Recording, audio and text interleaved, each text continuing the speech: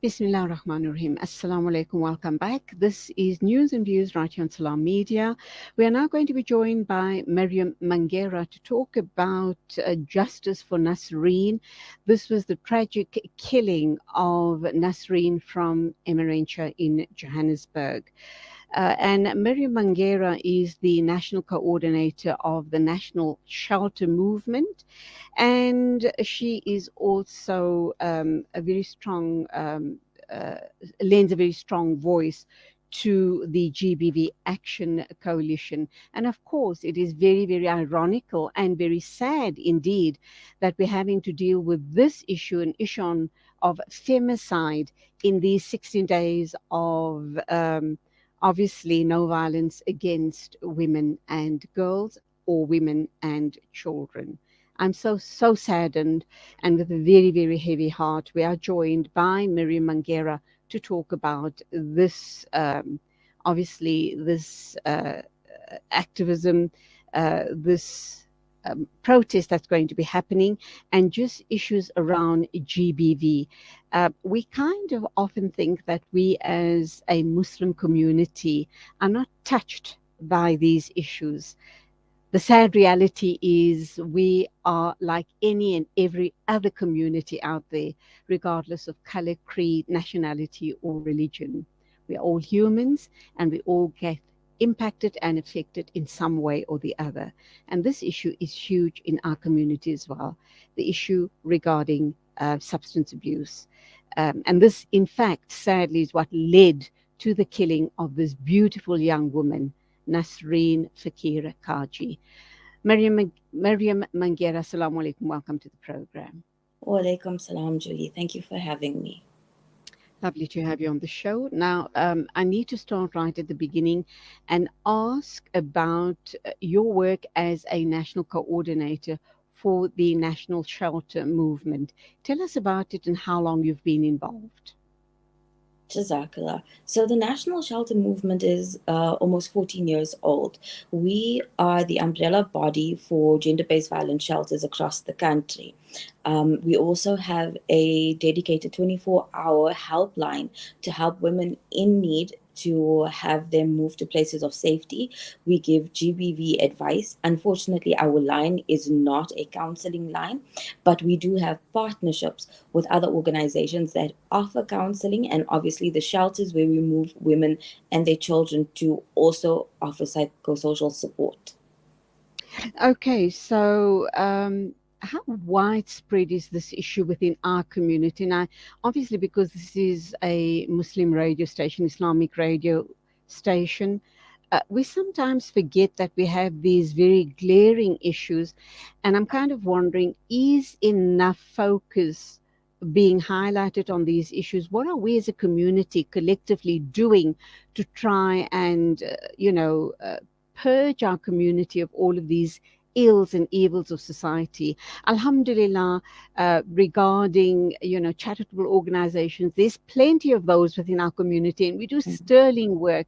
But I believe there's just not enough focus around this evil in our community and society at large, and that, of course, is substance abuse and abuse against women and girls and children. Yes. So, Julie, I think there's two parts to this. Yes, there are a lot of organizations and many activists in the space trying to make an impact. However, our biggest problem is that as a community, we are protecting perpetrators. And that was one of the biggest problems we found in the wake of Nasreen's tragic death. Is there have been a number of WhatsApp groups that have been set up in order to show solidarity and support. But every third message on that group is another Muslim woman coming forward about her story, about being a victim of abuse. But even more troubling is the fact that they are talking about their family silencing them, refusing to allow them to be divorced, refusing for them, in their words, to tarnish a family reputation.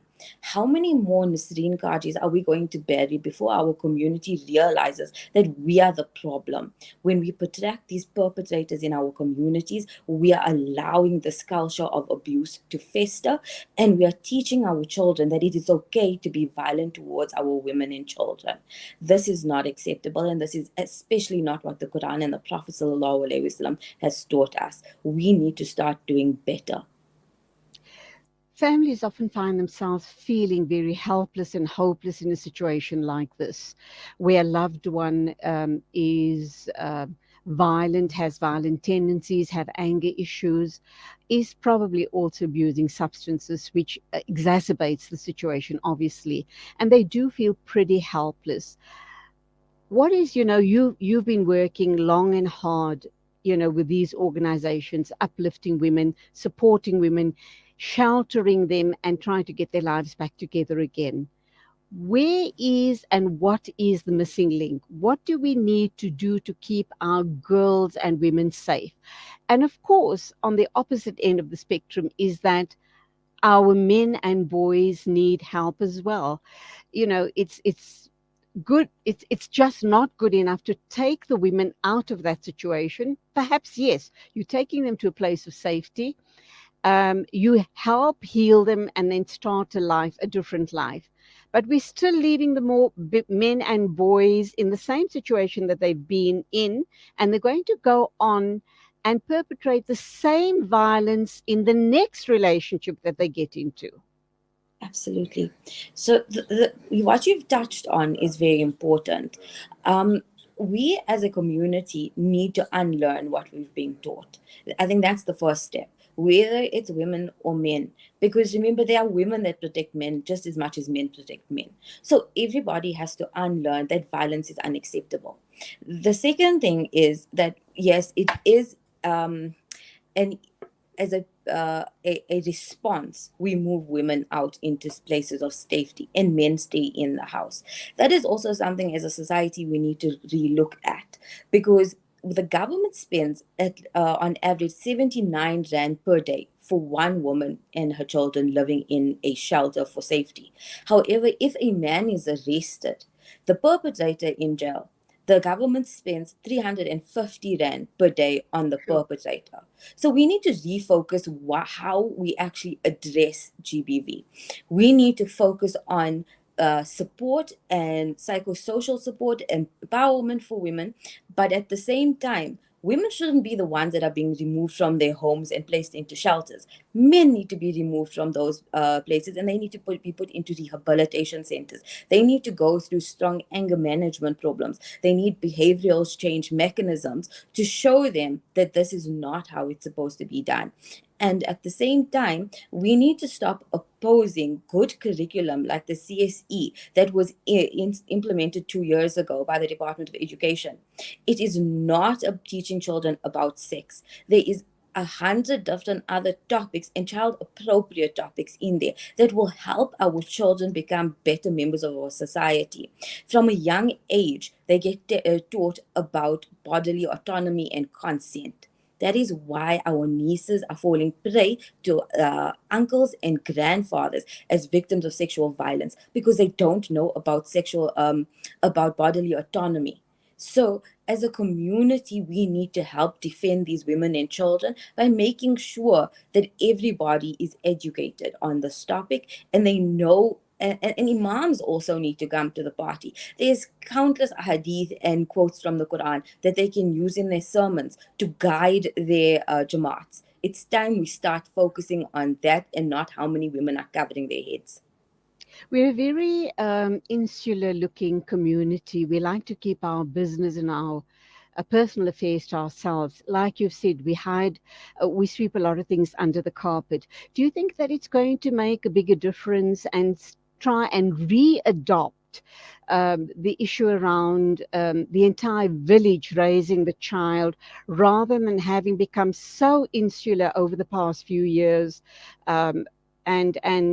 Becoming so private and cut off from the rest of the village, because that's something I've noticed about our community, and it's a big shame and it's a big secret when we have skeletons in our cupboards, when we have an errant child or son or daughter. It's the biggest secret, it's the biggest shame, and we don't want to be open about it. If we are open, how do you believe things could change and will change? So the biggest thing that will happen, and the reason why we are calling for no bail for Nasreen's alleged murderer, because he hasn't stood before a court yet to plea, so we can't mention his name. But the reason for that is to show other perpetrators that they will not be given leniency.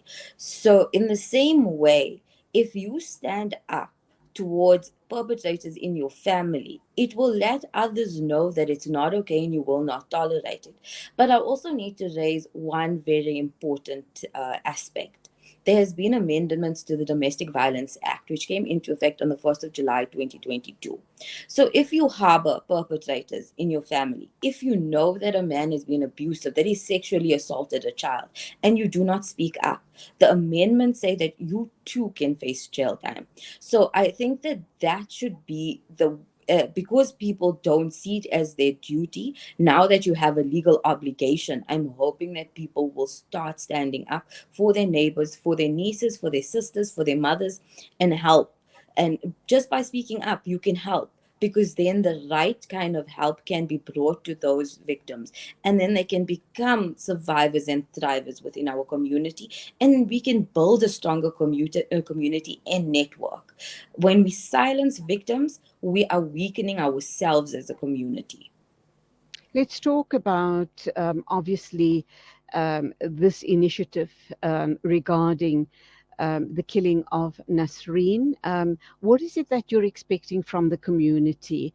I understand that the perpetrator is going to be appearing in court tomorrow. What do you want to see happening tomorrow outside of and inside the courtroom as well? So, a number of Nasreen's friends have organized a protest. As the NSM, we are here to support them, and they have called anybody that's willing to stand with them to stand in protest outside the court, calling for no bail for the perpetrator. Inside the court, we have just finished a letter that we're sending to the prosecutor, as well to the Minister of Justice, Ronald Lamula, to request that no leniency is given towards this accused, and that no bail is granted. Um, and in the court, we are hoping that the magistrate fulfills that and ensures that he is a danger to the community at large, as well as the children, because there is a history of violence in that home. Let's look at it. Let's look at the families involved here. Obviously, it's one person who's been brutally killed. Their children involved who are going to have to now go through life with this trauma hanging over them. Allah alone knows how damaged they are going to be through this horrific death of their mother. Then the perpetrator himself, how he's going to live, whatever the outcome is, how he's going to live with it. Then we look at the victim's family, uh, however big that family is. They've all been impacted very deeply by the killing of their loved one. And then the family of the perpetrator himself. Um, People have different ideas about how they're dealing with it, but they too have been impacted in a very, very big way. What sort of support is, being given to all of these people that we've talked about, let alone the community at large? Yeah. Because we've been impacted as well. Yes. We are Muslim, and this is our daughter, a daughter from our Yes. community. And then the perpetrator's family, they must be going through hell at this point in time as well. Absolutely. So we, as an organization, have offered psychosocial support to the children. We are waiting on them to agree, because obviously consent is very important. We cannot just fly in and fly out. So we have offered it through very close relatives, as well as the perpetrator's parents. Unfortunately, Nasreen's parents are late, and her sister lives in Cape Town. We have sent messages to say that we have obviously shelters in and around Cape Town that can assist. So hopefully she will reach out as well. In terms of the community, we do lots of advocacy and awareness campaigns. And obviously, in this area where it's happened, we have reached out to her friends. And obviously, after tomorrow's protest, I have already set up to meet with them and obviously help them get through this, but also to start doing awareness campaigns in the Muslim communities. And our organization is very committed to that. We didn't just reach out to yourselves, we've reached out to all the Islamic radio stations to actually have these discussions. So this is a starting point, getting information out to say, look, this is unacceptable. What is going on these WhatsApp groups that we are hearing is even worse. So we are here, we are able to assist, and if you need, we will help you. Okay, this is undoubtedly a very huge concern within our community and society at large. We know that the huge problems, um, you know, just not even taking COVID into account. We just know that addiction is a huge problem. One of the biggest reasons for all of the broken relationships and Mm. dysfunctional families in our midst. I believe more needs to be done. And I'm not sure whom we look to. You guys are doing sterling work. There's lots of other organizations that are trying to assist broken families, broken people, broken societies. But do you think that our religious leaders need to be stepping up and playing a much bigger role in healing our communities, healing our broken people, trying to do more regarding substance abuse and broken marriages, broken relationships, and everything else that goes with it? Absolutely. I did start off saying that imams need to actually start giving out khutbas on a Friday about gender based violence. I don't believe that our religious leaders are doing enough. When we had the gender summit, religious institutions were invited. I didn't see one imam there. We had traditional leaders, we had priests there, we had rabbis, we had so many different forms different belief systems represented, but there were no imams there. Nobody from the Muslim Judicial Council decided to join us. If we start from the top, and if we don't have any sort of commitment to supporting women and children in these very, very vulnerable situations, then as a community, we've lost. So I do believe that the imams have to start, our religious leaders have to get involved. And in terms of substance abuse, I think that the biggest problem is that the government run institutions have a waiting period of 3 to 6 months because they are so full. So only very rich families can actually afford to send their children or loved ones that are suffering from addiction into these rehabilitation centers that are privately run, and they cost hundreds of thousands of rands to be able to do this on multiple occasions. So that's again a flaw. As a community, there has to be a way that we can help those that serious in vulnerable situations and that need help. However, at the same time, we cannot make excuses for perpetrators. Yes, you have an addiction problem, but that still doesn't warrant violence. So we need to separate the two when we do discuss gender-based violence. Okay, in closing, then, how is the perpetrator's family responding to all of this? Because there's a spotlight on them. It can't be easy at all. What sort of help do you believe they need? At the end of the day, it is their son. We're not justifying what is done. We're not justifying the fact that he has serious anger issues and drug related issues.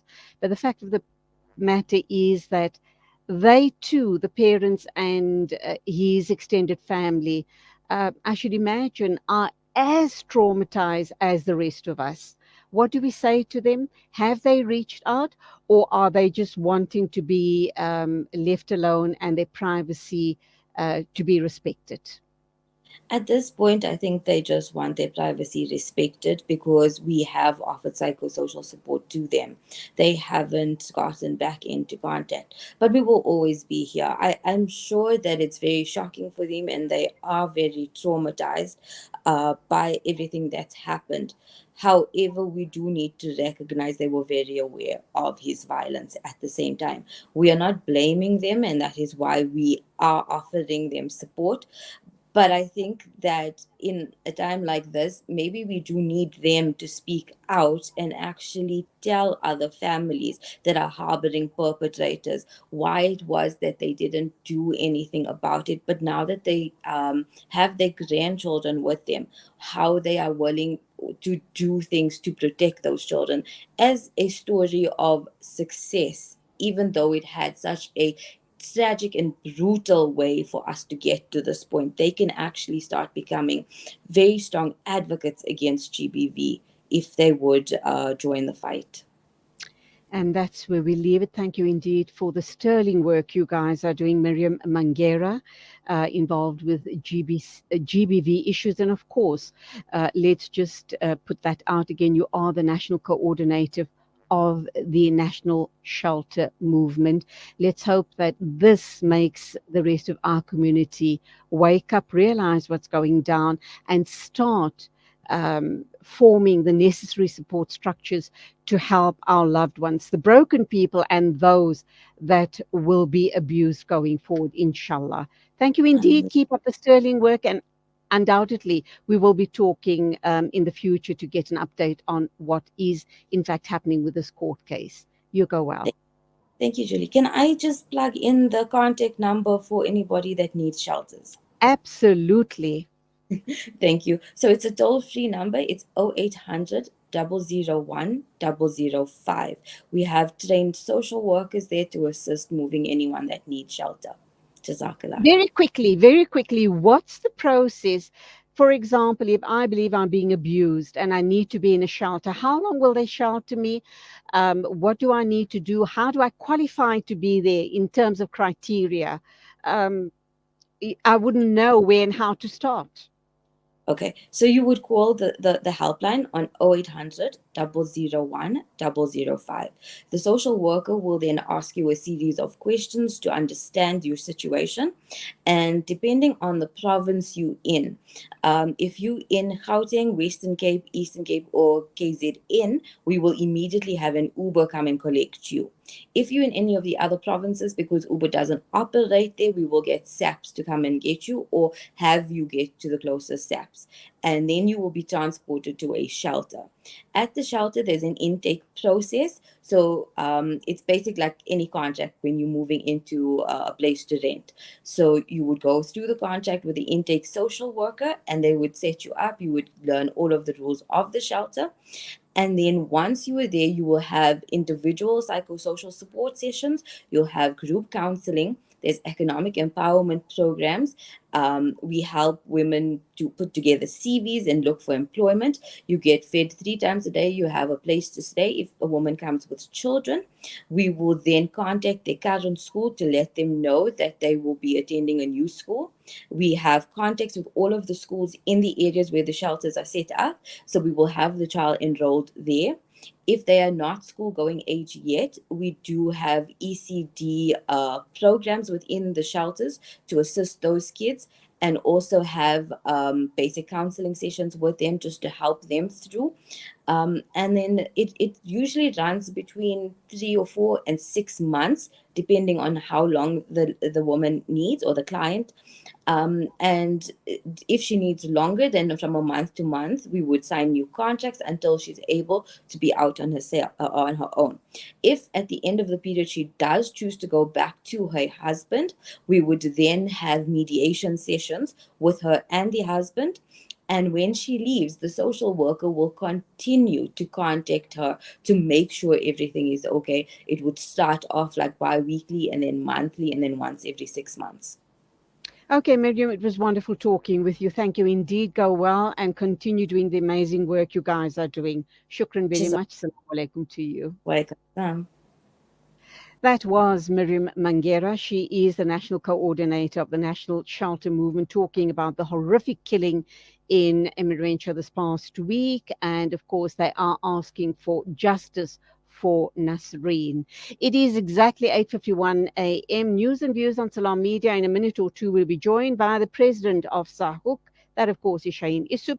He's going to talk to us about the new features on their website.